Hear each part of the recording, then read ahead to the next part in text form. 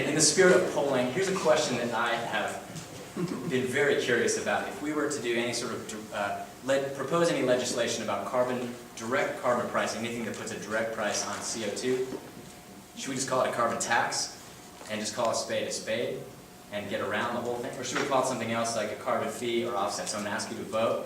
Just make a gut reaction, no abstaining, please. How many people think we should just call it a carbon tax?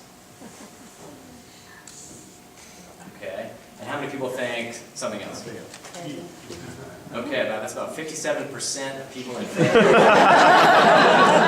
I did the math. So at this point, it's a brief introduction to polling on this topic. I'm happy to take a few minutes of questions. Sure. On that, where you read the question, they were careful in stating it was companies were going to pay the tax and households were going to get the rebate. Do you have any indication if you had changed that terminology so that it wasn't the companies paying the tax, it was consumers paying the tax and households? I mean, would that have changed, do you think, the results dramatically? Because remember, companies pay taxes, I don't. Yeah, I'm going to speculate on that. I think it would. I think people assume that, well, I think a lot of people get that if you tax at the upstream level, it will flow through to consumers, but I don't think enough people really know how that's going to work. Yeah, that's a really good point. It's my understanding that this proposal will be done through initiative process versus a bill through the legislature. Is there any sort of polling of members of the legislature that would indicate how they feel, or in turn think their constituents feel about this? It's a good question. I mean, if we're talking the state level, the legislature couldn't do anything because of whatever initiative it was that banned the state from doing any new taxes without a 2/3 vote, and that's almost impossible. So, as an initiative in this state, that's their stumbling block, because we don't know what the support would or wouldn't be. And to do good polling, I mean, I was talking to John Burbank, a good poll costs about $25,000. A single focus group, about $6,000 to do it well. So it's expensive.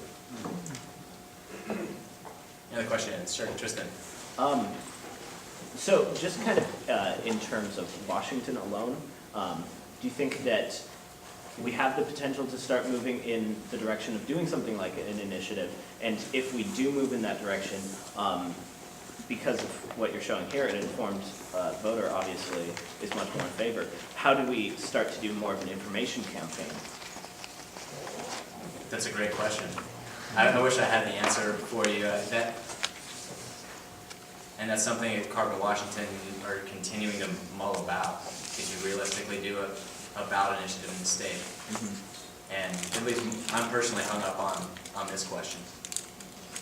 So if anyone wants to give us $25,000 so we can do a poll. Any other questions?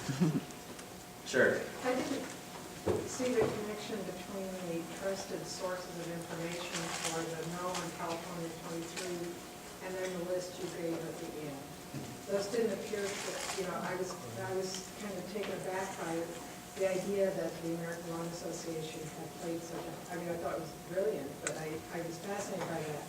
Are you going to add things like that into your, if one were to do a poll again, would you add some of those players into that test list? Not disregarding our fabulous scientific community, but it felt like one of the lung association introduction and those other two that you listed that were not classics, probably was a plus, for being the trusted source of information.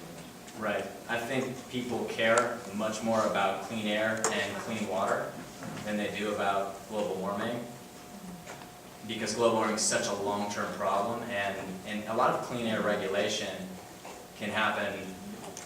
A tax, any sort of price on carbon,